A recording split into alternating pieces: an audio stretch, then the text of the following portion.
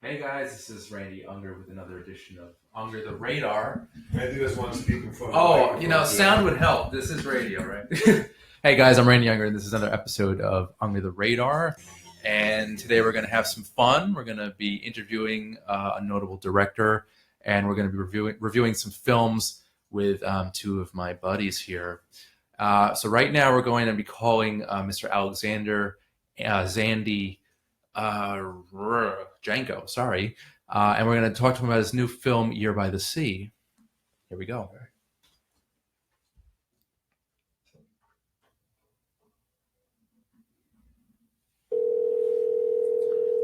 One ringy dingy. Good morning. Where's the... Randall, we're here on Under the Radar with... where's your headphones, bro? That would help So you too. just don't want to be on the radio today at all. Hold on one second, sir. I'm sorry. Hello, Xandy? Yeah. Hi, sorry about that. Welcome to Unger the Radar. I'm Randy Unger. Hello, how are you? I'm good. Thanks for taking the time today. Sure. So basically just wanted to talk about Year by the Sea. Really, really great film. Very interesting. How did you get involved with the project? The book found me, literally. It just appeared on my kitchen counter. Okay. And I picked it up, and the opening sentence in Joan's first book is the decision to separate things that happen overnight.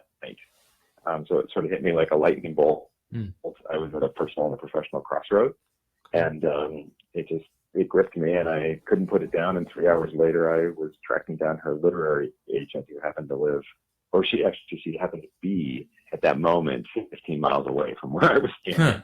So I went out and had coffee with her and said I was interested in developing it into a film.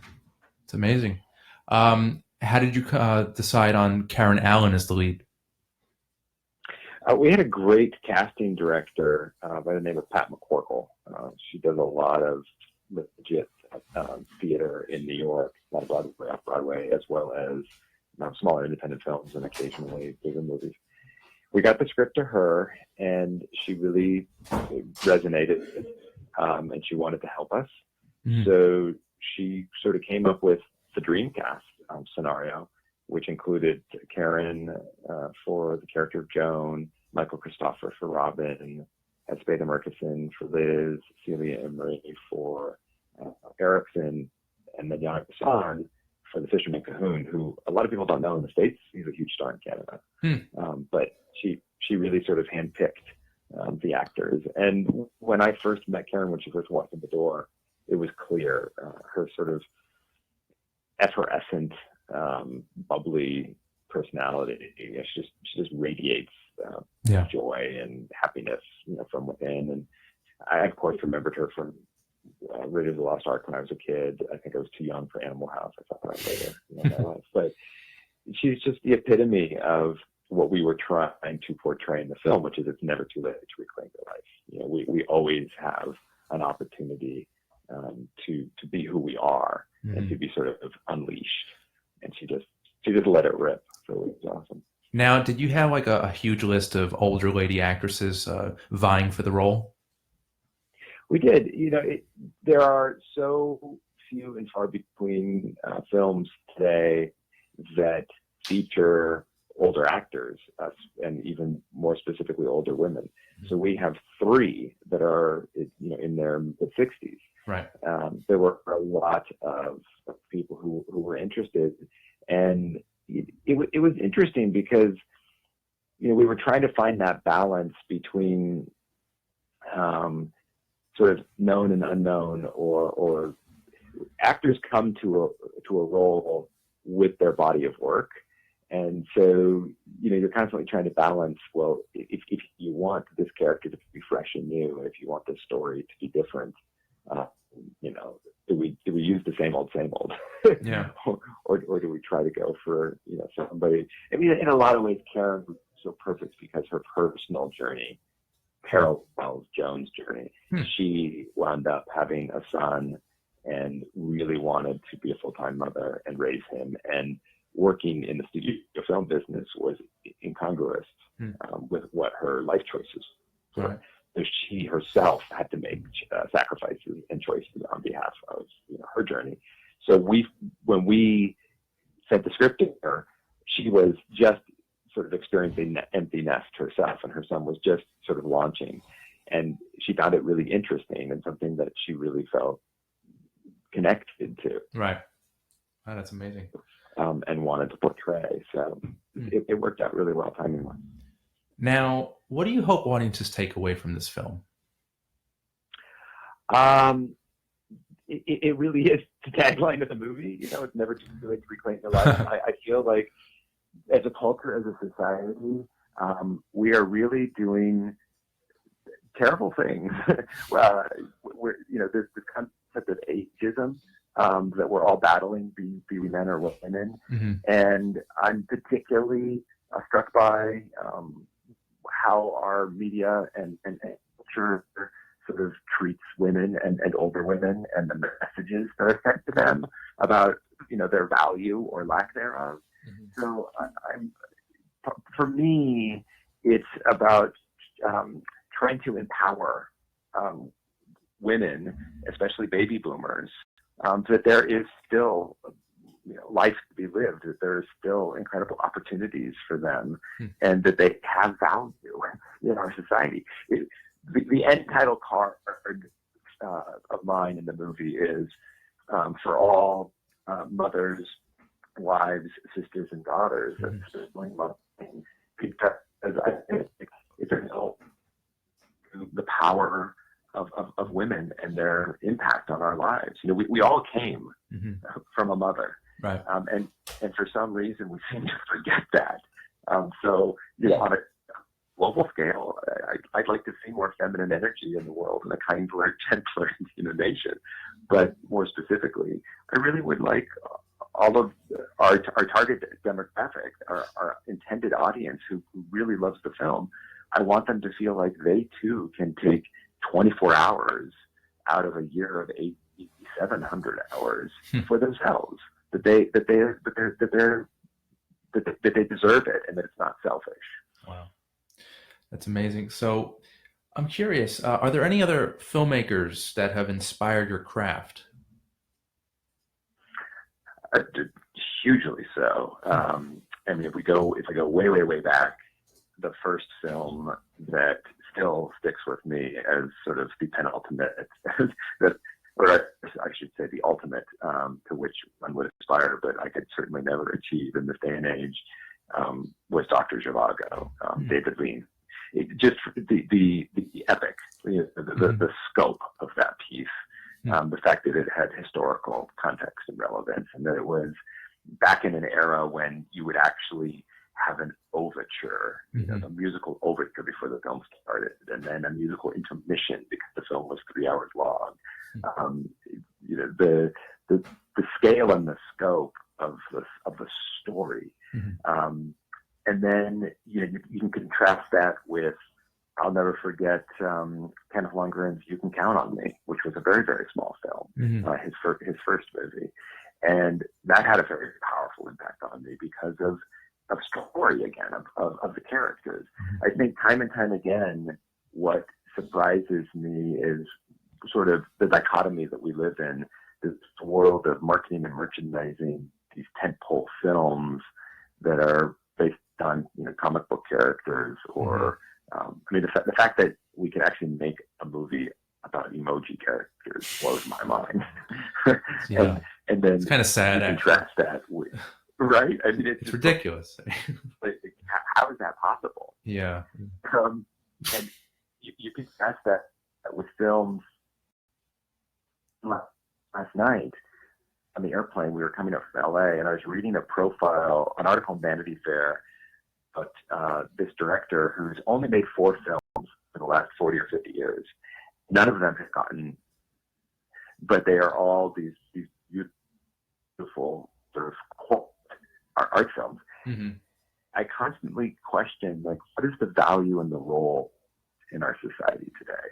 Have we really sort of gotten to the point where it's about marketing and merchandising and the almighty dollar, or is there still something redemptive in the human condition? Is there still something worthwhile in pursuing? In our case, we're getting slammed by a lot of critics because we're not an edgy, dark film. Our audience rating on Rotten Tomatoes is 94%. Critic rating is 60%. And it's like, because we're positive, because we have affirmation, because we are trying to sort of be a feel-good film that's trying to put out a supportive message for our intended demographic. It's like, quote unquote, bad or irrelevant in the eyes of critics. So, I wouldn't call it bad. I mean, it was your artistic choice, and I respect that. Yeah. I mean, it's never. I think any filmmaker approaches, if they're approaching it honestly, they have a story that they want to tell that personally resonates with them, and the golden rule is the more personal you make it, the more universal it becomes. Mm-hmm. So that being said, nobody's ever, I think, under the delusion that what they do is going to appeal to everybody. Mm-hmm. But what fascinates me is when the tastemakers sort of destroy opportunities for fresh voices or new, new artists, be they writers, filmmakers, musicians, whatever. I mean, you talk about influences. I'll never forget the first time I heard Macy Gray sing. Popped into my mind, like something that was so new and fresh and different and vibrant. For me, inspiration comes from myriad places. It's not just film. So there's a story by Brett, I think it's Brett Kessler, called Boat Song. It's one of the most beautiful books I've ever read. Okay. And it's just the way that it's written that inspired me to try to pursue some type of lyrical narrative. It got me very interested in sort of the tone poem aspect of literary works and trying to adapt something into a film from that, sort of milieu, if you will. Okay. So I guess I have a variety of influences. Okay, that's awesome. Curious, what were some of the challenges you guys faced on set? Time more than anything else. We only had 22 days to shoot, and about 14 hours a day, full throttle days, a lot of setups.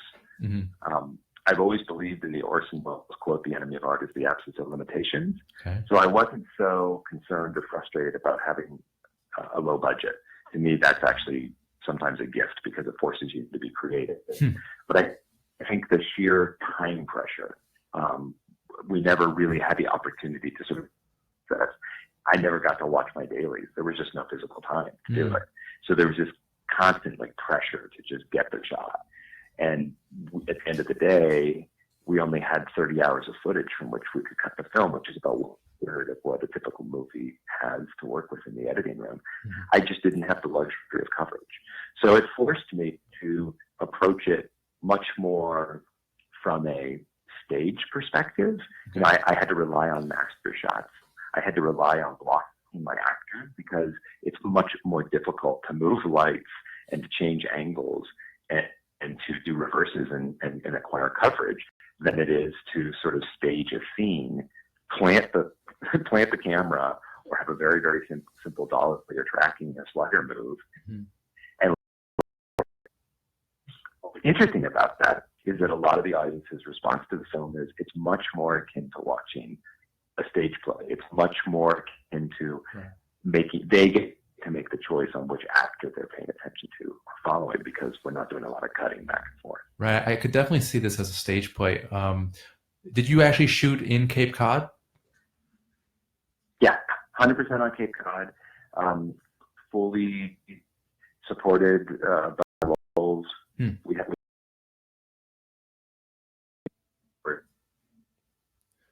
Hello? we're housed our cast and crew. Okay. we were truly. It was a film. We say it's 100%. It's about Cape Cod, and it's 100% made on Cape Cod. Nice. And that was an incredible part of the process and the journey. A lot of people really cared, and I think that comes across on screen because we tried to give back too. So, all of the local businesses and all of the people that helped us, that's all real in the movie. We didn't change any signage. We didn't create any sort of. We did create a bit of a movie world, and then we shot 4 or 5 different areas of the Cape and made them all feel like they were one cohesive town. So anybody who really knows Cape is going to know that Larry's PX is not right around the corner, right, in Wellesley. But aside from that kind of movie magic, it was. No, it felt real. Like it felt, and it was just had a very refreshing feel to it. I'm curious also, how is it learning how to clam?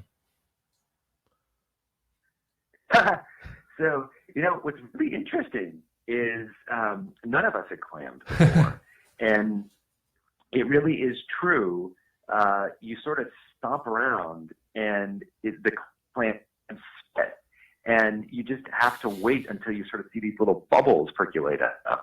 And then that's where you know where to dig. Right. And the funniest part about the clamming sequence is that, in order to really make sure that it would be digging up clams or whatever, we of course would plant clams. But in the process of filming, they started to get really good. Mm-hmm.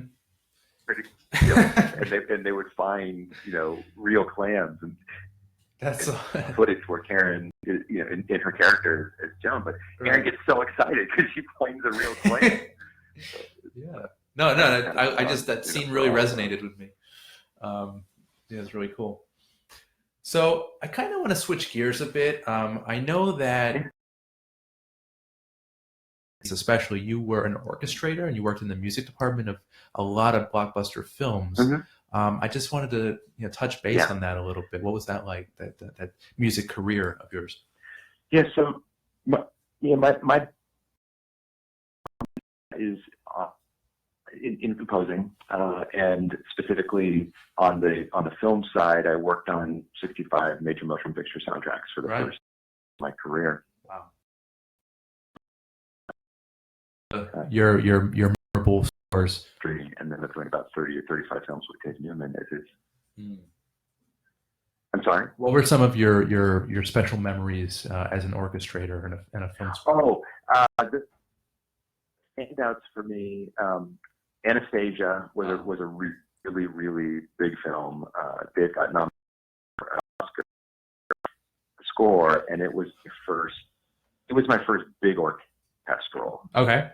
We had 9 balalaika players, a choir of 80 people. It was just a massive amount of musicians, which was an incredible experience. We recorded on the Sony scoring stage and the Fox scoring stage. Yeah, and I'll tell you that it doesn't get the best of the best. I think the night. Sorry. Or the night is probably my standout song in that. Hello? Cutting it. Oh, if it's fine, connect. Xandy, I think we're cutting in and out right now. Can you hear us?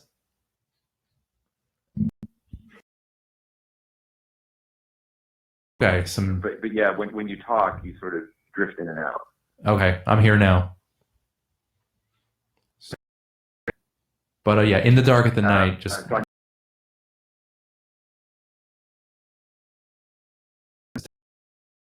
from that soundtrack. Oh boy. Yeah, Xandy, can you hear me? I'm gonna try and get him back. Okay. Technical difficulties, guys. Dun, dun.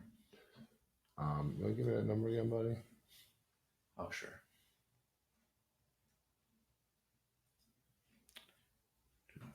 Don't read it though.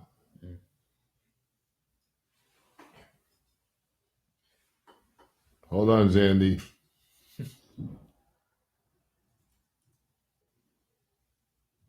Hold on, everyone. Keep talking there, Randy. So yeah, basically that's Xandy Janko, Alexander Janko. He's an accomplished filmmaker and score orchestrator. And we're just about to discuss a little bit about his career as a film score orchestrator.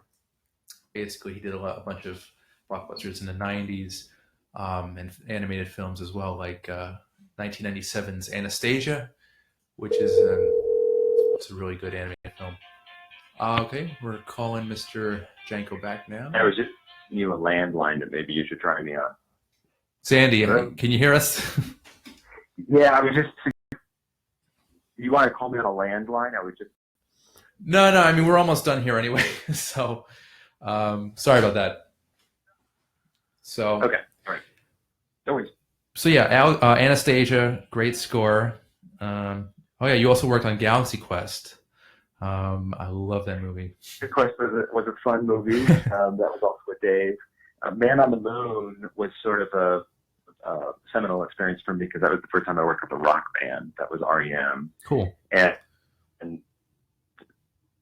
the film that everybody sort of quote unquote knows me for is My Big Fat Greek Wedding, because that was just such a sleeper phenomenon. Indie film. It was my first indie film. I'm sorry. What was the title? It was a big shift for me. My Big Fat. Oh, okay. Yeah, of course. Yeah. But I'm actually looking at your filmography now. Yeah, you've had a huge relation.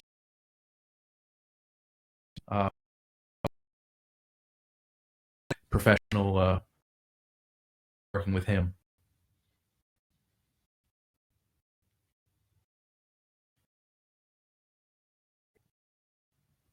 What was it like working with David Newman? If you could hear me?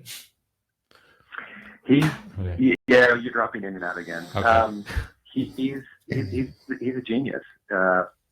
He a musical dynasty. His father was Alfred Newman, who was the head of Fox Music for a long time. His uncle was Lionel. His brother's Tommy Newman, another film composer. His cousin's Randy Newman. And it's in their blood. And Dave, he taught me everything that I know about film. And I think film music and by extension film.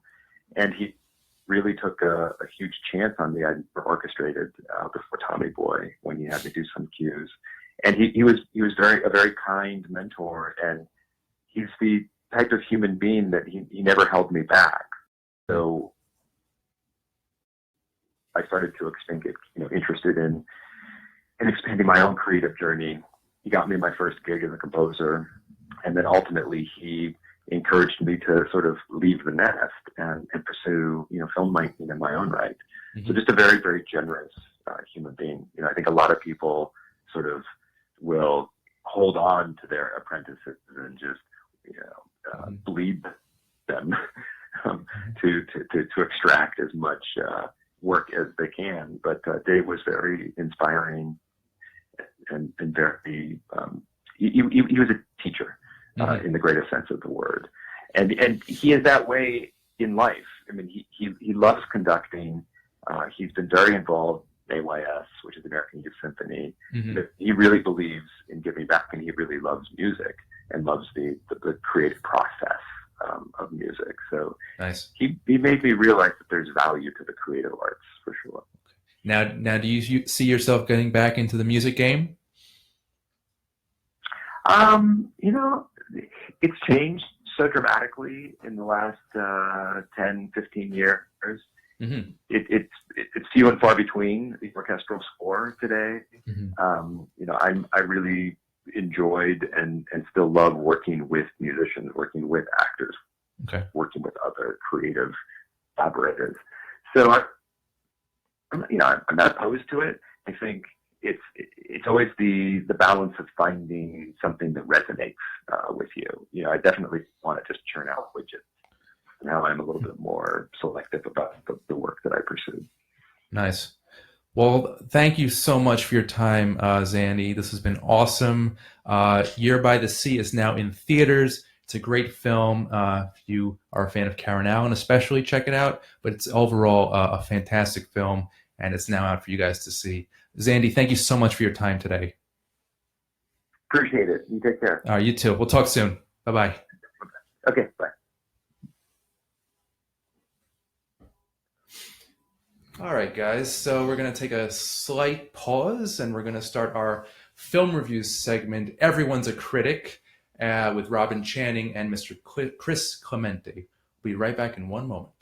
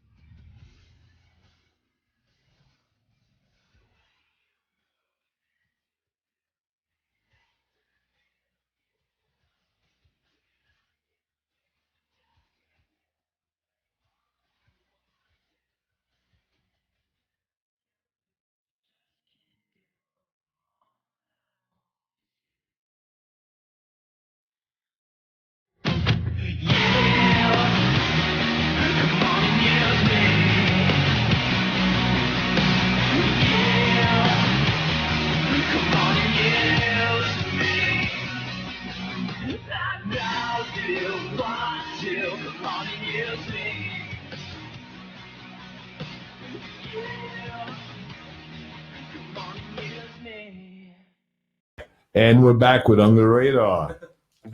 What do we got going on here now? Okay, now we've got something a little different for Under the Radar. We're going to do a little magic. Nice. We've got Mr. Robin Channing. Yeah. And he is a mentalist and magician, and overall good guy. Oh, cool. I like being introduced as an overall good guy. Yes. So Okay. we're going to do a little trick now, an illusion. A demonstration, as it were. Oh, an illusion. And more of an experiment, because in an Bring a experiment, there's always... Or- Oh, yeah, as a matter of fact, bring a seat, All okay, right. if possible, okay? All right. Oh, you get your seat, and we've got Chris Clemente over here, yes? Yeah. As a matter of fact, you know what, I think I'm going to ask you to sit over here, Chris, because you're going to sort of be the in-between guy between the two of us, all right? All right, so let me just set up the scenario here, all right? So, in this, I have a pair of things for Randy and I to share. All right. First of all, we're probably going to be better off without those. Without it? Okay. Yeah, because look, these, okay, check them out. Yes. All right. You and I are going to put them on anyway, but check it out. You cannot see through those guys, right? Totally unable to see through. Okay, now you agree with that? Yes. All right.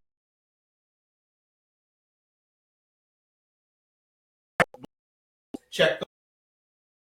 You cannot see through those as well. Right. Okay, because I don't want people to think that we.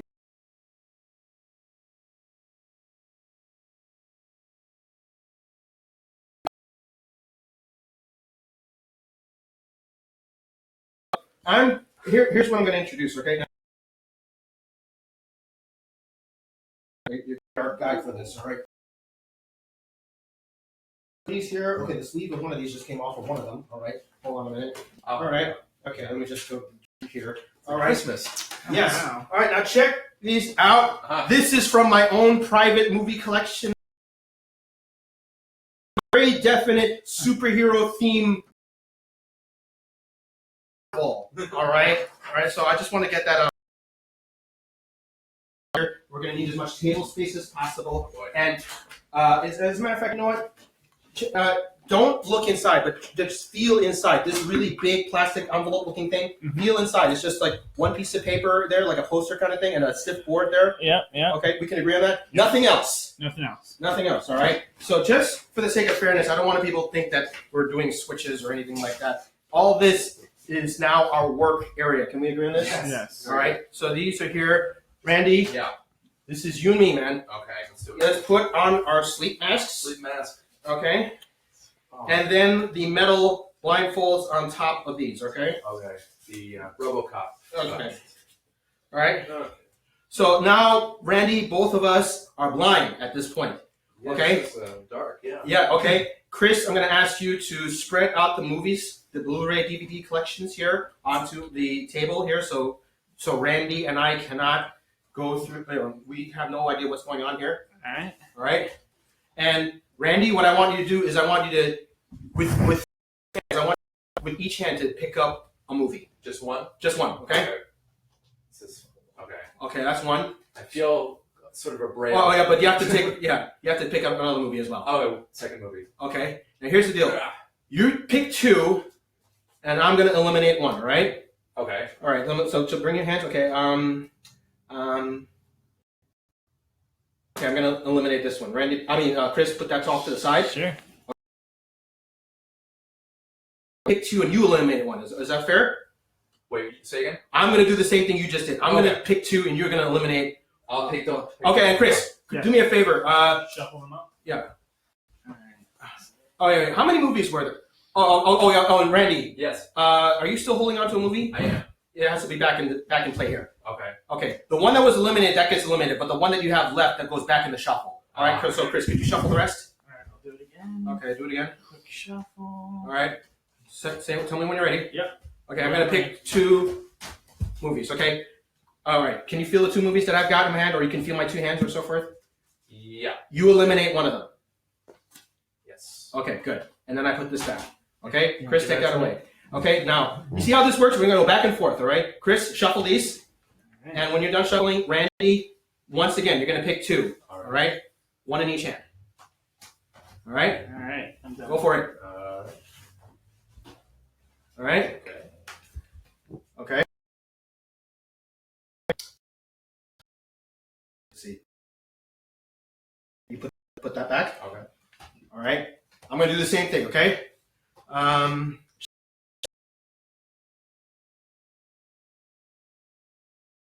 Face up for the audience's benefit. All right? Okay, good. All right. Oh, wait. All right. Just piece up. Just in case, okay. All right. Now I get to pick two. Yeah, okay. And Randy, you get to eliminate one. Okay. You did? Give that to me. I'll Okay. give that to you. Okay. And go ahead. One last shuffle. There's only how many left? How many? Two. Okay, there's only two left. All All right. Randy, you pick up both of them. Okay. All right. Yeah. All right. You picked up both, and now I have to pick and eliminate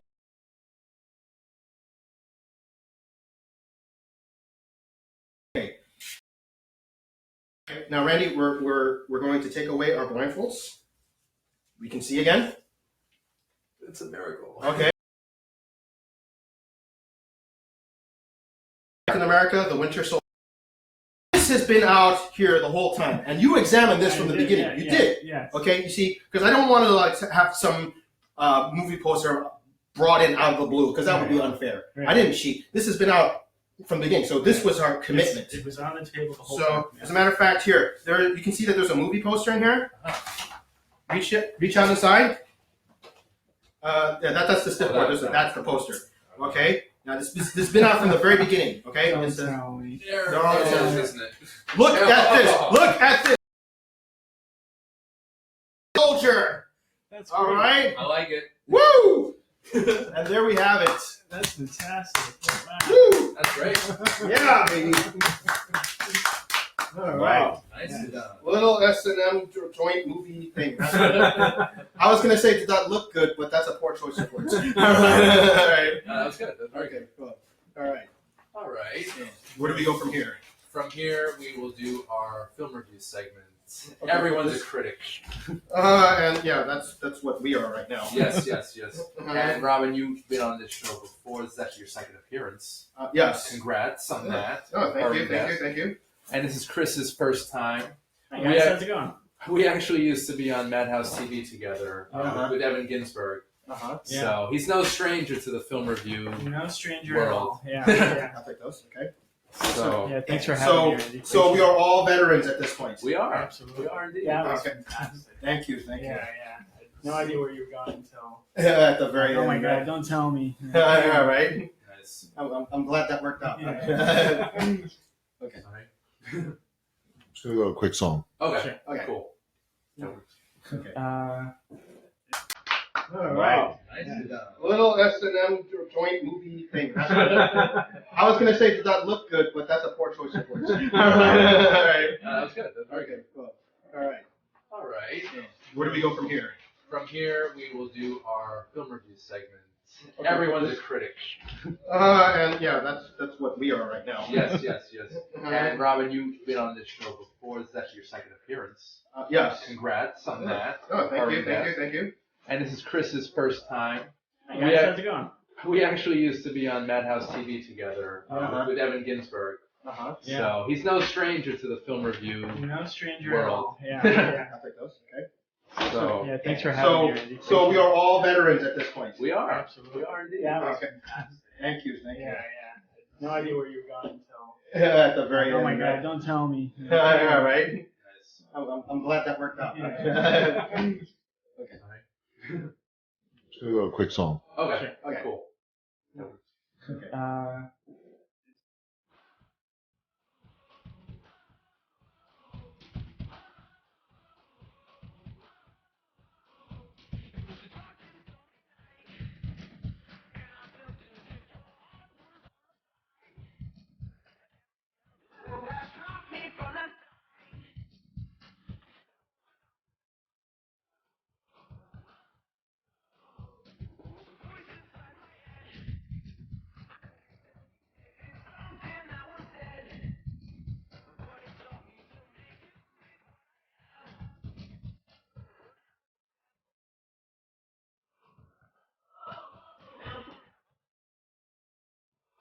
Comedy, romantic comedy, I guess. Mm. Wild Wedding. Mm. Let's just go. Yeah, it's basically, I'll tell you a little background. It's about Glenn Close plays this former actress who's been married 4 times, and basically she is marrying Patrick Stewart. So she has this huge wedding at her estate where it's all family members coming together, and some crazy things start to happen. Chris, what did you think? Well, Randy, I liked the film. I wish I would have loved it, but it wasn't there for me. I had all the elements for me. I had the casting. It seemed like I had a good budget, a good plot, but all in all, I felt like it was just dancing around this plot without getting to the root of this dysfunction that was happening within the family. Yeah. So you didn't did you like the performances?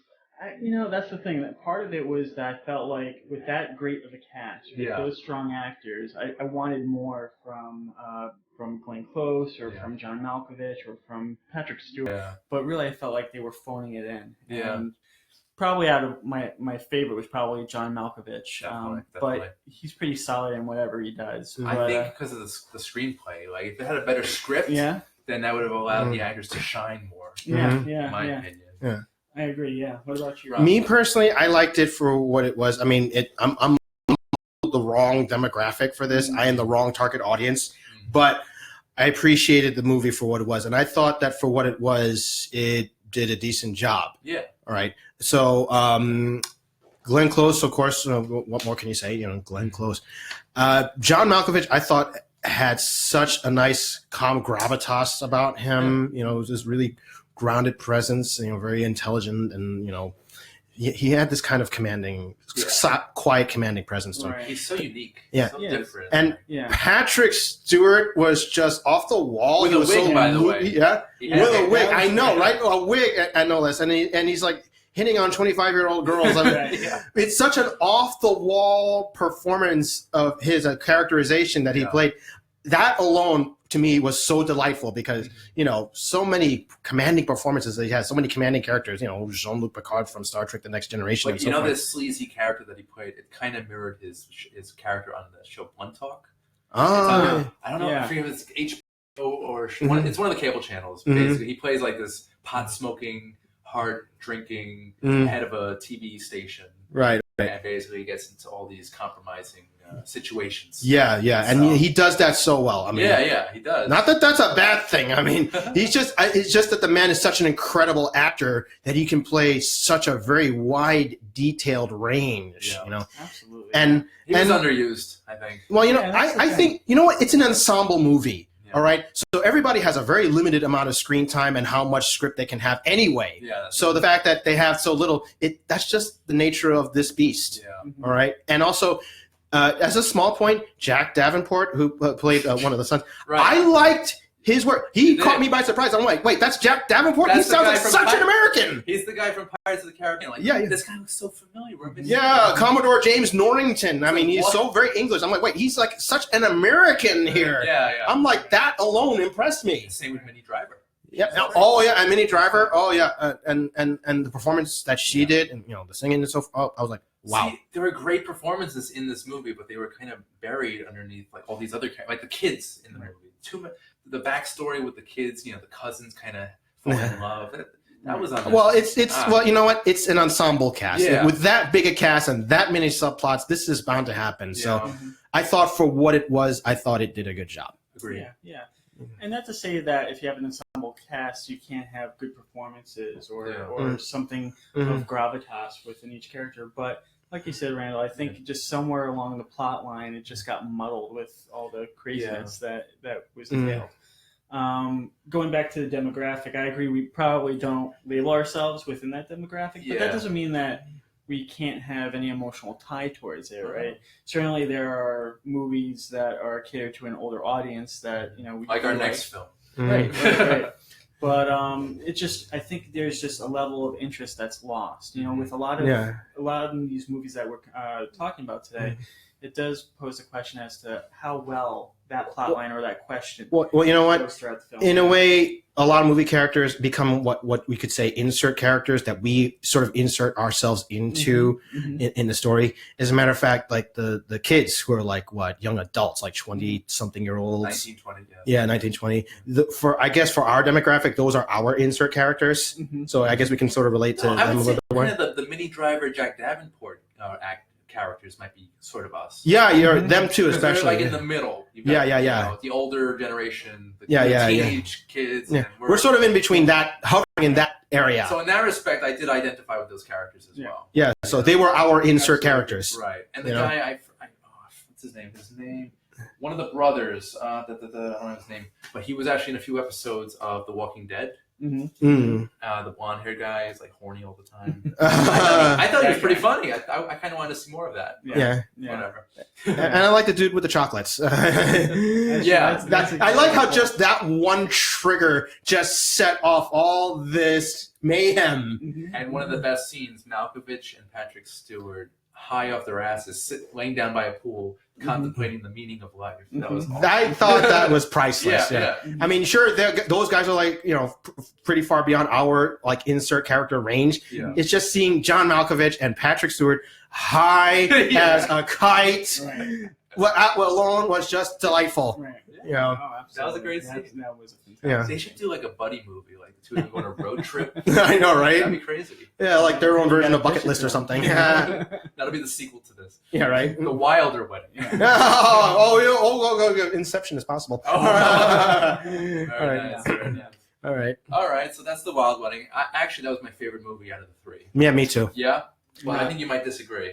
No, it was actually my least favorite. Your least? Okay. Your least. Wow. All right. That's a tough critic here. I mean, I'm glad of all the when I had to watch these in order. I'm glad that The Wilde Wedding was my last of the three Okay. because I got to end the three on a nice high note. I ended mine on a sour note, but we're going to get back to that movie Mhm. in a little while. Okay. But first, second movie of the day is called Year by the Sea. Mm-hmm. And I just had this interesting phone interview with the director. Mhm. And basically, it's about an older woman, 65 years old. She's kind of miserable in her marriage Mhm. and basically miserable with her life. So she decides to go to Cape Cod for a little while to re-examine things and kind of gain a fresh perspective on life. Mhm. What did you guys think? Yeah, similar to The Wild Wedding, I kind of wanted to like it more, but didn't. But in the beginning, I really didn't like the film. I thought the exposition was just very tedious. It was very slow. But as the movie went on, I got into appreciate it a lot more. Nice. I especially enjoyed the middle. There's a lot of movies where you could say it had a great beginning or a great end. I think the strength of this film was in the middle. Character development. Right, especially with strengthening Karen Allen, the time where she's by herself and she's trying to figure out life and trying to figure out her place on this seaside Cape Cod, in the Sleepy Town. Sleepy Town, Yeah, right? yeah. She really discovers how it is to work those ropes, and I thought that was very interesting. Yeah. Karen Allen has a great facial expression. She's very bright-eyed, Yeah. even at her old Great age. smile too. Yeah. If you guys don't know, she was in Raiders of the Lost Ark back in 1981, where she. And Indiana Jones and the Kingdom of the Crystal Skull. Oh, thank you. Yes. How could I leave that one? The reprisal.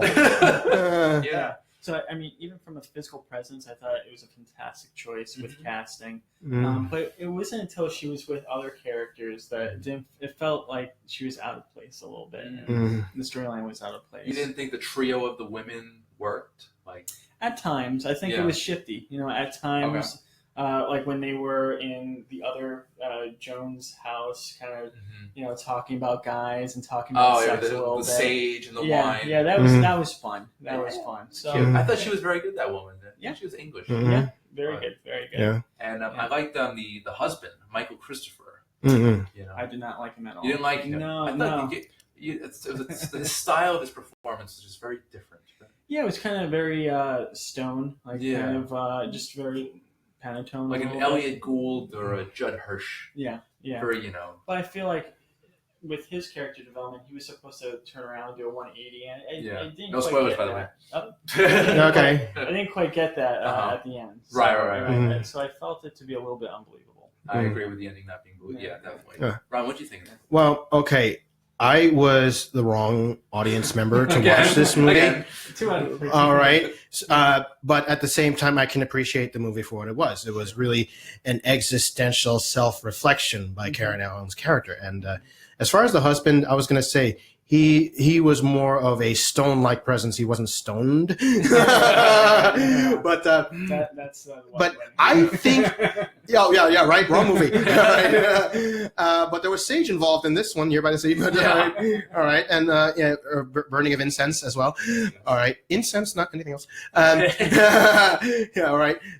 So they were in good territory, Cape Cod and so forth. But as far as the husband's journey, especially how it ended, I actually kind of agreed with it. Really? Yeah, because he was a very stiff, rigid character. Yeah. Everything with him was all about structure, And not so much just about like feeling. grumpy prick, but it Yeah, was, Yeah, but he did loosen up over the course of the movie. He did have his own journey because, like in the middle, like there was a dancing scene and so forth. And he was joking around. So he had this really stiff, stone-like exterior. Yeah, this shell that he was very, very tight, very rigid, and he had to loosen up over the course of the story. And by the end of the story, I think he accomplished that in his own way. Right. Right. I'm Because happy for the character, but Mhm. the whole that finale just did not work well, for me anyway. the movie itself didn't work for me personally, but on its own merit, I thought that it succeeded for what it. I thought that the movie was good for what it was. It was cute. It was charming, and it was for an older generation, but still, you can appreciate It it. does. It has that likability. Yeah. It's definitely a movie that I would recommend. Sure. Mhm. Sure. You know, Yeah. even to compare another sea movie like Manchester by the Sea, right? Uh-huh. See Casey Affleck's character at the end. A guy that's very rigid in his ways and has his own way of thinking. At the end, you weren't expecting him to do a 180. So that slight smile, not to give any spoilers away with that movie, but that slight smile or that slight feeling of comfortness that he does possess at the end is the worthwhile change for that character. So I can see what you mean by this particular character, meaning if he's a stone-like character, he's not going to open up completely at the end, but there were just elements of the acting and the plot that just didn't really do it for me. Well, I thought that for what it was, I thought it worked, and I thought that everything that happened, especially within that character, was consistent. Because you're not going to expect like a complete 180 change, just a bit of a compromise. Because he's so strict anyway. Right. Just the fact that there was like a little crack in his armor was enough. Right. And Yeah. that was pretty good. But Yeah. as a whole, though, the movie it worked Mm-hmm. in segments. Mm-hmm. As a whole, Agreed. though, it was kind of Well, Yeah. as a whole, I would recommend it to an audience that like movies like, say, The Joy Luck Club. right. Because I think it's more of a movie for women, for introspective Or women. like On Golden Pond. I don't know if you guys. Right. I was thinking of the Best Exotic Marigold Hotel. Oh, yeah, right. That had a good cast, too, yeah. Is that Judi Dench? No. Yes. That's Judi- Okay. Yeah. Cool. Yeah. All right. Cool. So that's movie number 2. Mhm. Another feel-good family. That was my first of the three. Yeah. Next up is Another feel-good movie. Yeah. Oh, yeah, depending on what your definition of good is. Yeah.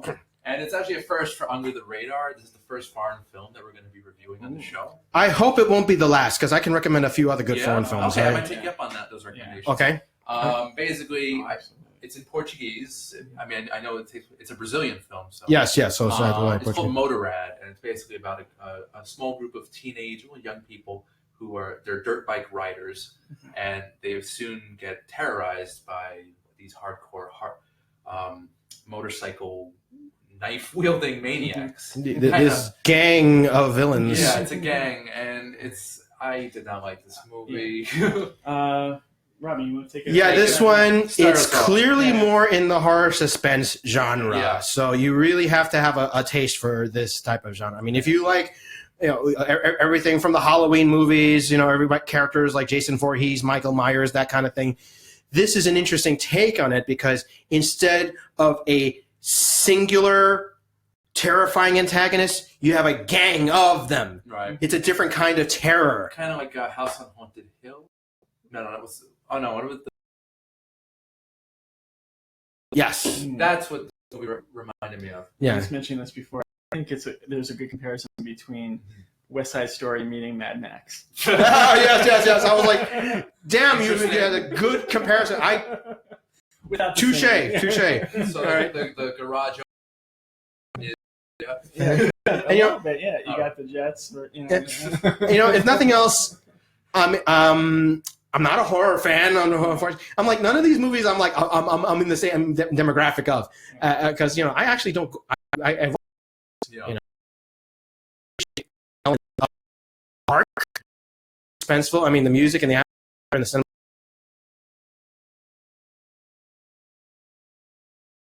Ish tint. Yeah. That was kind I of. love the cinema. That was excellent.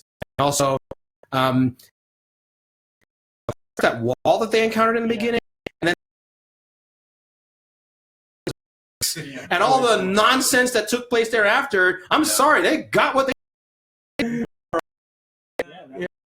moment where Yeah. ejected a little bit. Yeah. Yeah, and also there was other symbols like after they went through that wall, there was this lake that they decided to hang out at, and they were all drinking the lake water except for one guy, and the one girl who told them don't drink the lake water. You know, the two characters that didn't drink the lake water, they were okay Yeah. without giving away anything. As you're drinking water. Yeah, exactly. Yeah, okay. This movie, go ahead.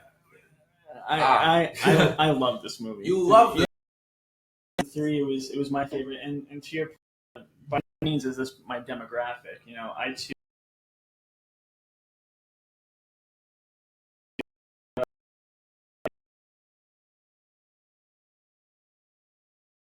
really enjoyed was that it was really different. The cinematography, the camera angles, the tint to the visual colorization, style. even the sound. It played up to the right moments of suspense, and I just love more. It was a All style, no substance for me. Like I've seen the story. the formula, yeah. Yeah, but the way it was pulled off, I just was not impressed at all. I disagree with the substance, though, to be honest. Really? Because it constantly kept you in question. It's a great point that you made with Pandora's Box. You know, through visual, you had those questions appear, and you had those words exist in your mind. So it was a great.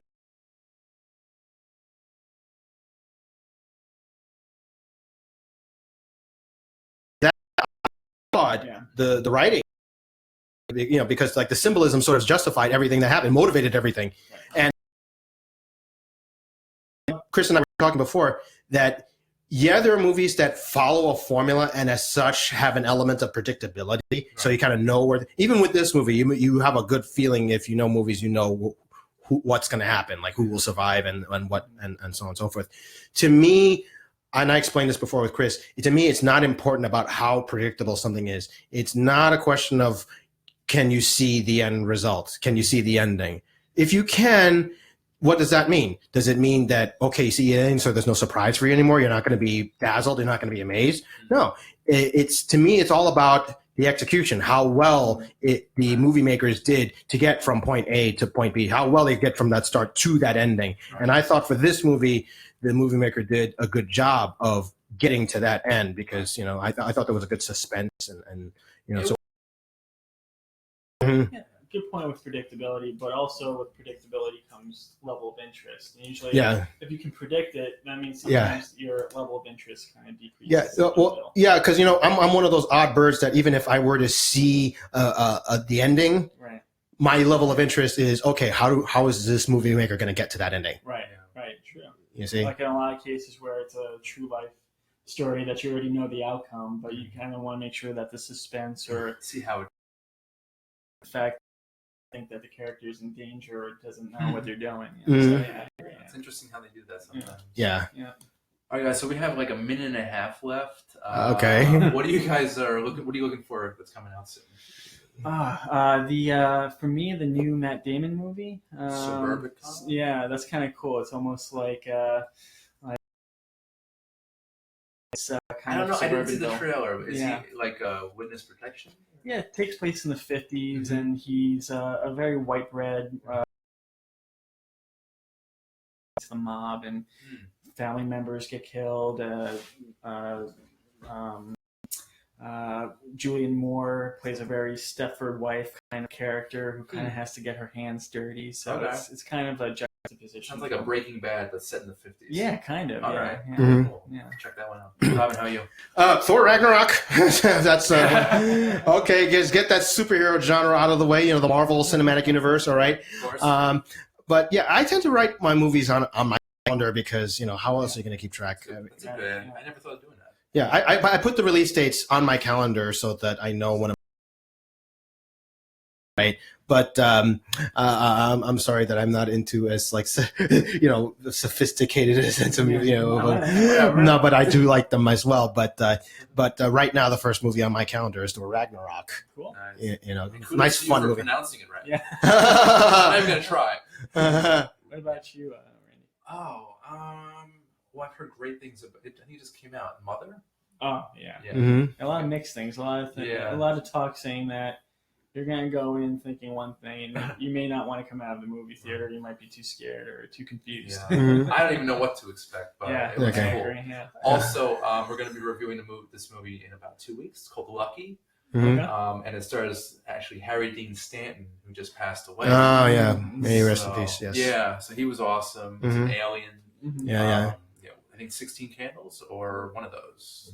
Mm. Yeah. Okay. He was in one of those. John Hughes. Yeah. Okay. Yeah.